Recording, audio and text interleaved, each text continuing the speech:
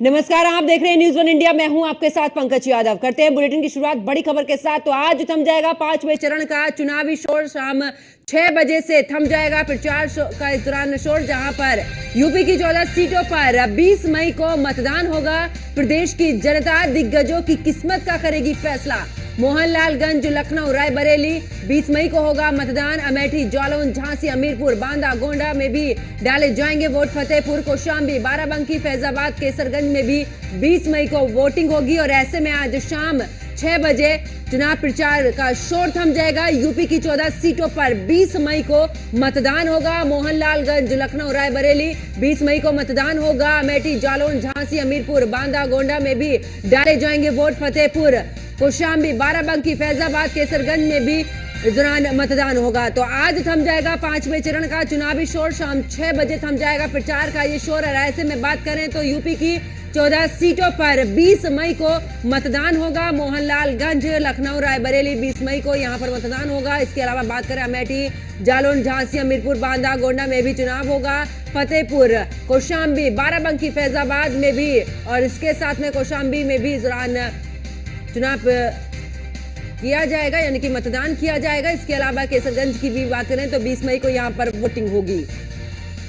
तो बड़ी खबर आपको बता रहे, जहां पर बता दें कि इस दौरान अगर बात करें तो अमेठी, जालौन, झांसी, हमीरपुर, बांदा, गोंडा में डाले जाएंगे वोट। इसके अलावा फतेहपुर, कौशाम्बी, बाराबंकी, फैजाबाद, केसरगंज में भी चुनाव रहेगा। आज थम जाएगा 5वें चरण का चुनावी शोर। तो इस वक्त की बड़ी खबर आपको बता रहे हैं। और शाम 6 बजे तक ही अब पार्टियां चुनाव प्रचार कर सकेंगी 5वें चरण के लिए, क्योंकि शाम 6 बजे चुनाव प्रचार थम जाएगा। ऐसे में अगर बात की जाए तो 20 मई को 14 सीटों पर, उत्तर प्रदेश की जो 14 सीटें हैं लोकसभा की, उन पर चुनाव होना है। ऐसे में चाहे बीजेपी की बात की जाए या विपक्ष की बात की जाए, सभी पार्टियां पूरे दमखम के साथ में चुनावी मैदान में है। चाहे प्रेस कॉन्फ्रेंस की बात की जाए, चुनावी रैलियों की बात की जाए, रोड शो की बात की जाए, हर एक पहलू पर जनता को लुभाने की कोशिश इस दौरान की जा रही है। और ऐसे में अगर बात करें तो आज चुनाव प्रचार 5वें चरण के लिए थम जाएगा। तो फतेहपुर, कौशाम्बी के साथ में अगर बात करें तो गोंडा, इन तमाम सीटों पर आज चुनाव प्रचार थम जाएगा। आज शाम 6 बजे थम जाएगा चुनाव प्रचार। यूपी की 14 सीटों पर 20 मई को मतदान होगा। मोहनलालगंज, लखनऊ, रायबरेली के अलावा बात करें अमेठी, जालौन, झांसी, हमीरपुर, बांदा में भी वोट डाले जाएंगे। फतेहपुर, कौशाम्बी, बाराबंकी, फैजाबाद, केसरगंज में भी वोटिंग होगी।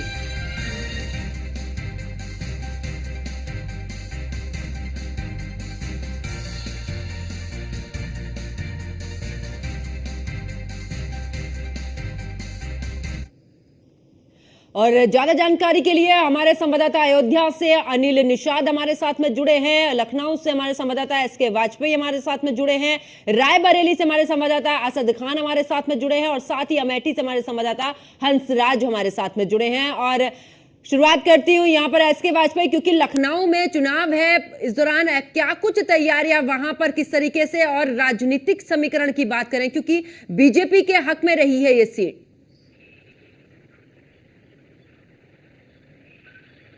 बिल्कुल निश्चित तौर पर अगर हम देखें तो जो ये 5वें चरण के लिए मतदान होने जा रहा है, जिसके लिए 20 तारीख को वोटिंग होनी है। 144 प्रत्याशी पूरे प्रदेश भर में हैं जो इस चरण के लिए इस बार चुनावी मैदान में है। हालांकि चुनाव आयोग की तरफ से तैयारियां पूरी कर ली गई हैं। कई महत्वपूर्ण सीटें इस बार चुनाव मैदान में है। खासतौर पर हम लखनऊ की बात करें तो यहाँ रक्षा मंत्री राजनाथ सिंह भारतीय जनता पार्टी के टिकट पर तीसरी बार मैदान में है। हालांकि 2 बार वो यहाँ से सांसद रह चुके हैं। इसके पहले लालजी टंडन, जो कि राज्यपाल भी रहे हैं बाद में, वो भी यहाँ से सांसद रह चुके हैं। उसके अलावा देश के प्रधानमंत्री रहे अटल बिहारी वाजपेयी यहाँ से 5 बार सांसद रहे हैं। तो काफी महत्वपूर्ण सीट है। हालांकि रक्षा मंत्री राजनाथ सिंह के सामने समाजवादी पार्टी और कांग्रेस की तरफ से जो प्रत्याशी उतारा गया है वो लखनऊ मध्य से रविदास मेहरोत्रा हैं, जो कि समाजवादी पार्टी के विधायक हैं, वो मैदान में है। दूसरी अगर हम सीट की बात करें तो राजधानी लखनऊ की जो देहात क्षेत्र की सीट है वो मोहनलालगंज है, जहां से भारतीय जनता पार्टी के वर्तमान में केंद्रीय मंत्री कौशल किशोर मैदान में हैं। हालांकि लगातार पिछले 2014-2019 दोनों चुनाव जीत चुके हैं और तीसरी बार वो इस बार फिर से भारतीय जनता पार्टी के टिकट पर चुनावी मैदान में हैं। हालांकि उनके सामने भारतीय जनता पार्टी के प्रत्याशी को कहीं न कहीं कड़ी टक्कर देने के लिए समाजवादी पार्टी और कांग्रेस की तरफ से आर.के. चौधरी को मैदान में उतारा गया है। और अगर हम इस पांचवें चरण को देखें तो पांचवें चरण में कई महत्वपूर्ण जो लोग हैं वो चुनावी मैदान में हैं, चाहे रायबरेली से राहुल गांधी हो, अमेठी से के.एल. शर्मा हो, या फिर अगर हम कैसरगंज सीट की बात करें तो ब्रजभूषण शरण सिंह के बेटे करण हो, वो सभी इस बार के इस चुनावी मैदान में कहीं न कहीं अपनी किस्मत आजमाएंगे और जनता उनको वोट करेगी और क्या कुछ रहने वाला है ये सारी चीजें ईवीएम में कैद हो जाएंगी। हालांकि आज शाम 6 बजे के बाद इन सभी 14 लोकसभा सीटों पर जिन पर चुनाव होना है, जिसमें अयोध्या जैसी हाई प्रोफाइल सीट भी शामिल है, इन पर प्रचार आज शाम 6 बजे से थम जाएगा। ठीक है, वापस लौटते हैं एसके और हमारे साथ में रायबरेली से असद खान हमारे साथ में जुड़े हुए हैं। असद, बात करें रायबरेली की, क्योंकि ये सीट बड़ी ही हाई प्रोफाइल सीट हो चुकी है और ऐसे में क्योंकि अब की अगर बात करें तो स्वामी प्रसाद मौर्य के जो बेटे उन्होंने भी कांग्रेस का दामन थाम लिया। पहले से ही मात्र एक सीट ऐसी थी, 2019 की तस्वीर हम देखें तो रायबरेली सीट कांग्रेस के हक में गई थी। ऐसे में इस बार और भी मजबूती के साथ में कांग्रेस आ रही है। कड़ा मुकाबला कितना नजर आ रहा है कांग्रेस और बीजेपी में? बिल्कुल पंकज, देखिए निश्चित तौर पर जो रायबरेली का चुनाव है, कहीं ना कहीं से रायबरेली का चुनाव एक जो हॉट सीट कही जाती है और ऐतिहासिक यहाँ से जीत सकती थी सोनिया गांधी ने। जब कांग्रेस में हुआ था तो जो बीजेपी में हुआ था पूरा, उसमें 2019 में सोनिया गांधी की अकेली एक सीट जीतने की कांग्रेस की। और कहीं ना कहीं फिर उसके बाद अब जब राहुल गांधी यहाँ मैदान में है तो जिस तरह से जनता का अपार जन समर्थन मिल रहा है वो देखने वाली बात हो रही है। भारतीय जनता पार्टी के बड़े सभी के नेता यहाँ पर आ रहे हैं, चाहे वो गृह मंत्री हो, चाहे वो डिप्टी सीएम हो, ब्रजेश पाठक हो, सभी लोगों ने जनसभाएं की। लेकिन जो जनसभा का जन सैलाब कांग्रेस पार्टी को मिल रहा है, जिस तरह से लोग वहाँ पे उमड़ रहे हैं। आज प्रियंका गांधी का रोड शो था, वो किसी कारण से वो स्थगित किया गया। आज हेमा मालिनी यहाँ पर आ रही है, मथुरा से सांसद है, वो दिनेश प्रताप सिंह के लिए यहाँ पर वोट मांगती नजर आएंगी। लेकिन जो माहौल बना है, जो लोग हैं, जो कार्यकर्ता हैं, जो लोगों का कहना है, जो न्यूज़ वन इंडिया ने लोगों से बात की, उन्होंने साफ तौर पर कहा कि हम चुनाव लड़ रहे हैं राहुल के लिए, हम गांधी परिवार के लिए चुनाव लड़ते हैं। तो जनता चुनाव मैदान में उतर चुकी है। तो रायबरेली से अगर बात की जाए तो कहीं ना कहीं जो संगठनात्मक जो कमी है वो पूरी नहीं कर पाई भारतीय जनता पार्टी। अब भारतीय जनता पार्टी किस तरह से इसको साधेगी, किस तरह से लोगों को मनाने में कोशिश करेगी, क्योंकि समय एक दिन का बचा है और वो भी अभी 6 बजे, आज 6 बजे चुनाव प्रचार प्रसार बंद हो जाएगा। फिर उसके बाद क्या रणनीति अपनाई जाएगी, वो वोटर अब कब उसमें मतदान जब करेंगे तो मतदान करेंगे किसके पक्ष में करेंगे, वो 4 जून को तो सही हो जाएगा पंकज। लेकिन सबसे बड़ी बात यह है कि जो कहा जा रहा था कि राहुल गांधी को लोग स्वीकार नहीं करेंगे या राहुल गांधी को लोग इतना नहीं देखेंगे, कल की जो संयुक्त प्रेस वो थी, संयुक्त सभा थी, उसमें जो जन सैलाब हुआ है उसको देखकर लोगों ने साफ तौर पर कहा, भाजपा के कुछ पदाधिकारियों ने भी ये कहा कि इतना तो हम लोगों ने भी नहीं सोचा था। फिलहाल जिस तरह से जन सैलाब हुआ था, अगर वो वोटर में तब्दील हुआ और कहीं न कहीं तो यहाँ की जीत, वो ऐतिहासिक जीत राहुल गांधी जीत दर्ज करते हुए जरूर नजर आएंगे। बिल्कुल असद, वापस लौटूंगी अमेठी से, हमारे साथ में जुड़े हुए हैं हमारे सहयोगी इस दौरान। अगर बात करें हंसराज अमेठी की, क्योंकि अमेठी सीट हमेशा से ही कांग्रेस का गढ़ रही है, चाहे संजय गांधी की बात कर लें या फिर इंदिरा गांधी की बात कर लें, तमाम जो नेता रहे हैं कांग्रेस के वो एक पूरे तरीके से गढ़ रही। और पहली बार ऐसा हो रहा है कि गांधी परिवार से यहां पर कोई कांग्रेस की तरफ से प्रत्याशी नहीं है। के.एल. शर्मा को चुनावी मैदान में उतारा है क्योंकि 40 साल का विश्वास यहां पर जताया गया है। क्या लगता है स्मृति ईरानी के बयान कितने भारी पड़ सकते हैं कांग्रेस पर, या फिर 40 साल का जो विश्वास है कांग्रेस का वो बीजेपी पर भारी पड़ सकता है? देखिए, अमेठी की बात होती है तो अमेठी हाई प्रोफाइल सीट होती है और अमेठी में गांधी परिवार का कब्जा था। अमेठी में कांग्रेस का गढ़ कहा जाता था। और इसके पहले भी अमेठी से गांधी परिवार चुनाव भी हार चुका है। और जहां तक बात ये हो रही है कि के.एल. शर्मा को गांधी परिवार के अलावा जो है चुनाव मैदान में उतारा गया है, तो हम आपको बता दें कि जो है इसके पहले भी जो है चुनाव मैदान में गांधी परिवार अपने करीबी कैटर सिटी शर्मा थे, उनको जो है चुनाव मैदान में उतारा था और वो चुनाव यहाँ से जीते भी थे। तो ऐसे हालात में अगर हम बात करें तो जिस तरह से अमेठी में माहौल चल रहा है, जहां के केंद्रीय मंत्री स्मृति ईरानी लगातार जो है वो लोगों से कैंपेन करके मिल रही है, और वही बीजेपी के दिग्गज नेता चाहे योगी आदित्यनाथ हो और चाहे अन्य लोग हो, यहाँ पर आकर के प्रचार कर चुके हैं। और अमेठी में बीजेपी प्रत्याशी केंद्रीय मंत्री स्मृति ईरानी के पक्ष में माहौल बनाने का प्रयास भी कर चुके हैं। और वही अगर हम केएल शर्मा की बात करते हैं तो केएल शर्मा के लिए इंडिया गठबंधन से जो है कल ही राहुल गांधी और अखिलेश यादव लगातार जो है अमेठी में आए हुए थे, और अमेठी में लगातार जो है वो माहौल बनाने का प्रयास कर रहे थे। तो देखने वाली बात ये होगी कि इन लोगों के जो है बात पर कितना फर्क पड़ता है, कितना आम जनता क्या सोचती है। आखिर जिस तरह से 40 साल तक जो है गांधी परिवार ने जो है इस पर राज किया है और विकास किया है, और वही स्मृति ईरानी 5 साल अमेठी में रही और अमेठी में 5 साल और मतलब 40 साल की बात भी उठती है। तो देखने वाली बात ये होगी, 20 तारीख को मतदान है, आज चुनावी दौर भी थम जाएगा। आज के बाद लोग जो है वो चुनावी प्रचार भी इस तरह से नहीं कर पाएंगे जिस तरह से आज तक चल रहा है।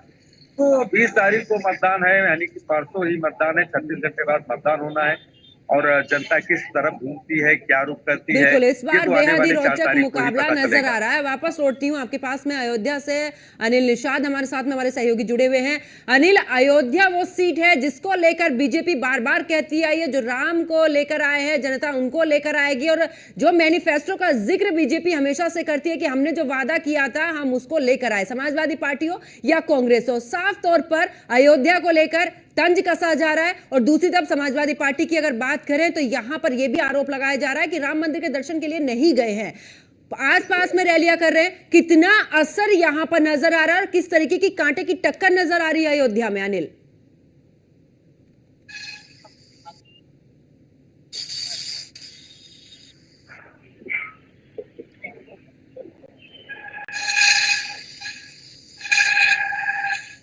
अनिल, आवाज नहीं आ पा रही है, एक बार जरूर चेक करिएगा, वापस आपके पास में लौटेंगे। और एसके, क्योंकि ये तमाम सीटों की अगर बात करें, क्योंकि लखनऊ तो सीट ऐसी है, रायबरेली हो या फिर यहां पर अमेठी की बात करें और खास करके अयोध्या की बात करें, तीनों ही सीटें बड़ी ही हाई प्रोफाइल सीटें हैं। अयोध्या की सीट क्योंकि मैनिफेस्टो में जिस तरीके का जिक्र किया था उस जिक्र को करते हुए खासतौर पर बीजेपी समाजवादी पार्टी पर भी तंज कस रही है। तमाम आरोप, चाहे वो कार सेवकों पर गोली चलाने का हो या फिर अखिलेश यादव आसपास में रैली करें लेकिन राम मंदिर में दर्शन के लिए नहीं जा रहे हैं। ये जो राजनीति है आखिरकार किस ओर मोड़ ले रही है, क्योंकि आज लास्ट दिन है चुनाव प्रचार का?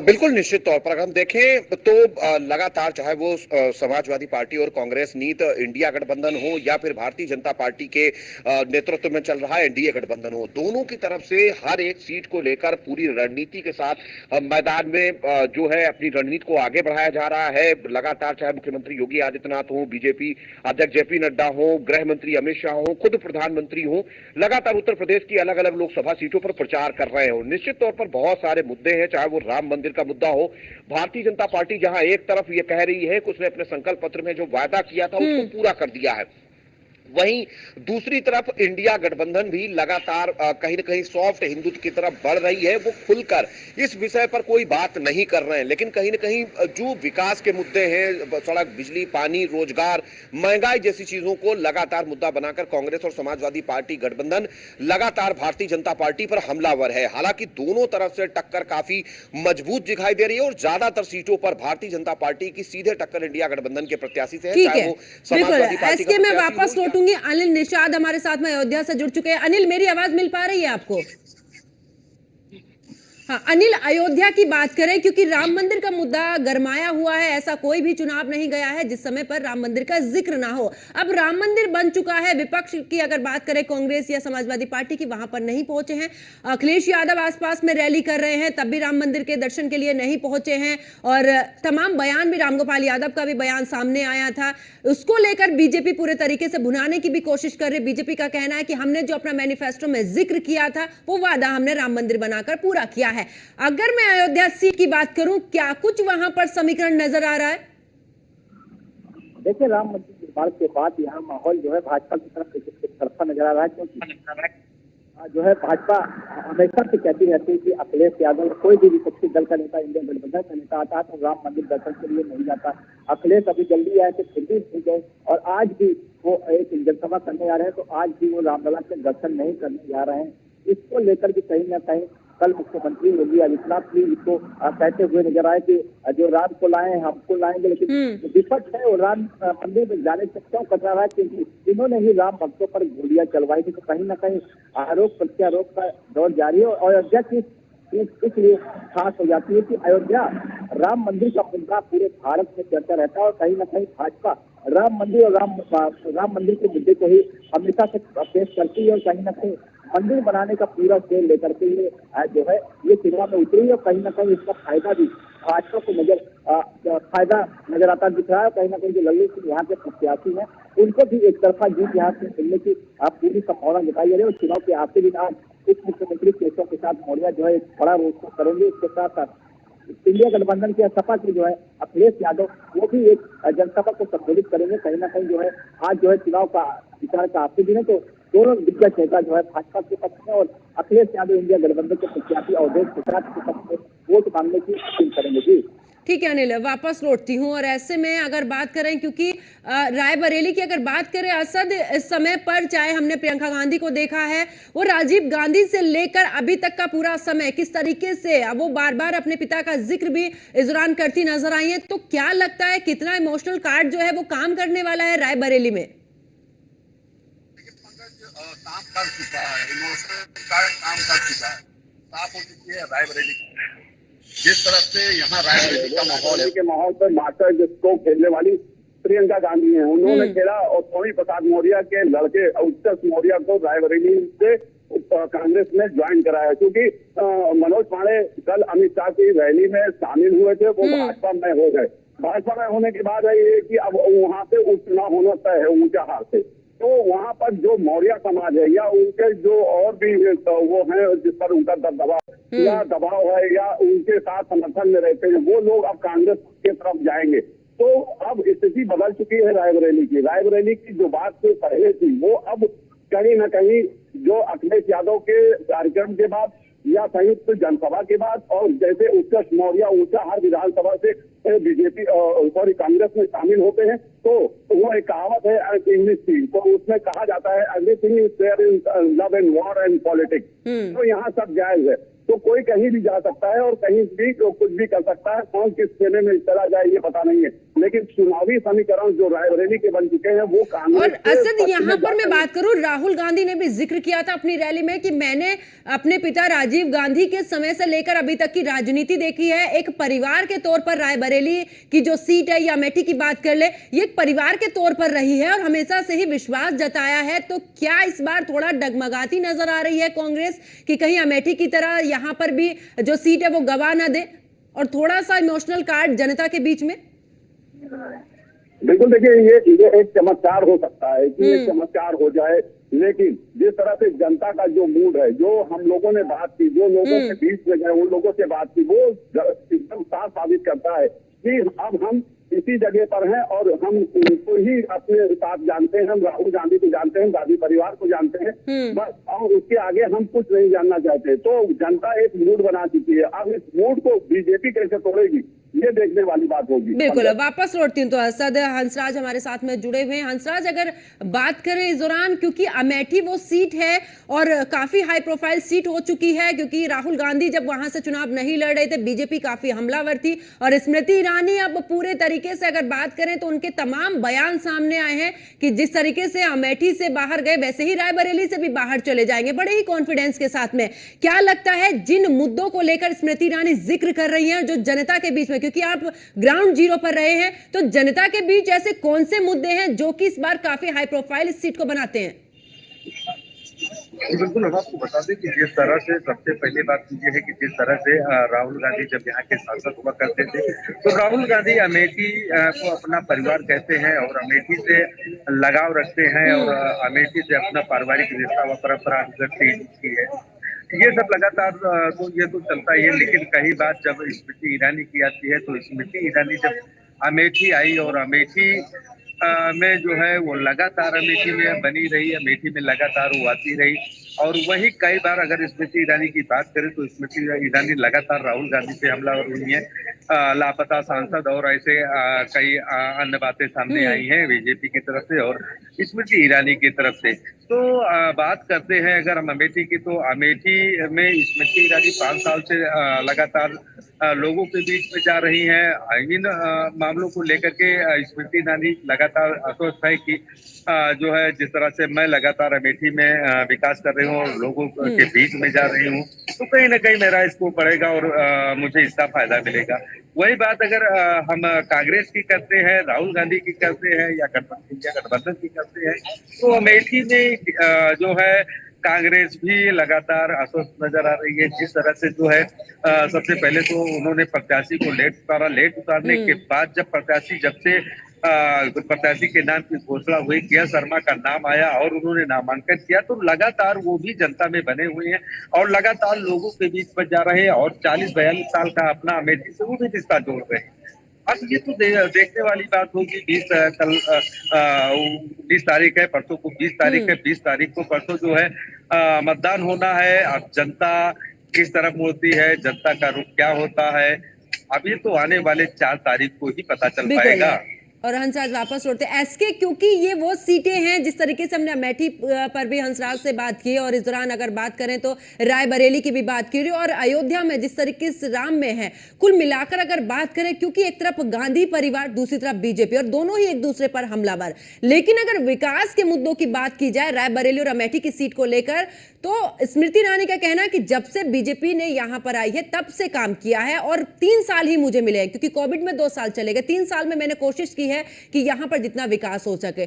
तो क्या लगता है इस बार रायबरेली में क्या बीजेपी भारी पड़ सकती है, क्योंकि लगातार चाहे इमोशनल कार्ड भले ही खेला जा रहा हो कांग्रेस की तरफ से?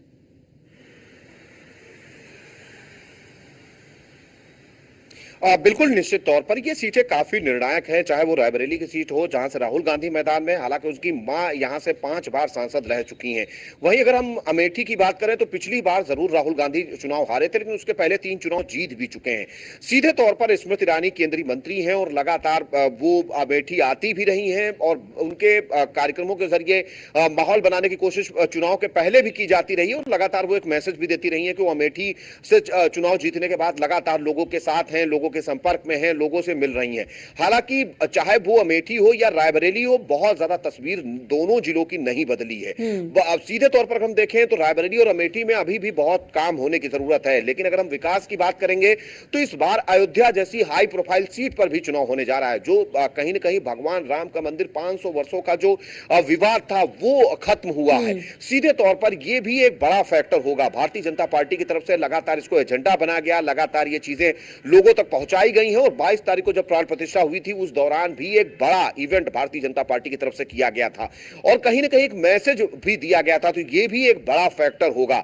हालांकि अगर हम कैसरगंज सीट को देखें तो ब्रजभूषण शरण सिंह एक बड़ा नाम है, उनके बेटे करण भूषण मैदान में है, तो उनको लेकर भी चीजें कहीं ना कहीं काफी कुछ चल रही हैं। अब देखना यह है कि लड़ाई राम मंदिर का जिक्र जिस तरीके से बीजेपी कर रही है, महंगाई और साथ ही साथ हाँ, जिस तरीके से राम मंदिर का जिक्र बीजेपी कर रही है और चाहे कांग्रेस की बात करें, समाजवादी पार्टी की बात करें, ये लोग वहां पर नहीं पहुंच रहे, तो क्या इसका असर भी पड़ेगा इन सीटों पर? क्योंकि राम भक्त तो बाकी जगह पर भी है, बाकी सीटों पर भी है, तो क्या इन सब चीजों का फर्क पड़ सकता है इस बार?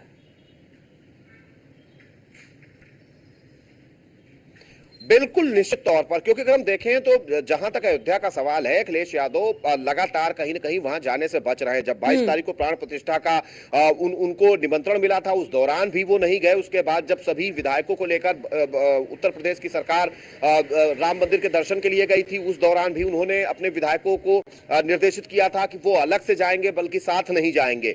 उसके बाद उनकी पार्टी के 8 विधायक छोड़ भी चुके हैं और वो इस्तीफा देने के बाद लगातार राम मंदिर के दर्शन करते रहे।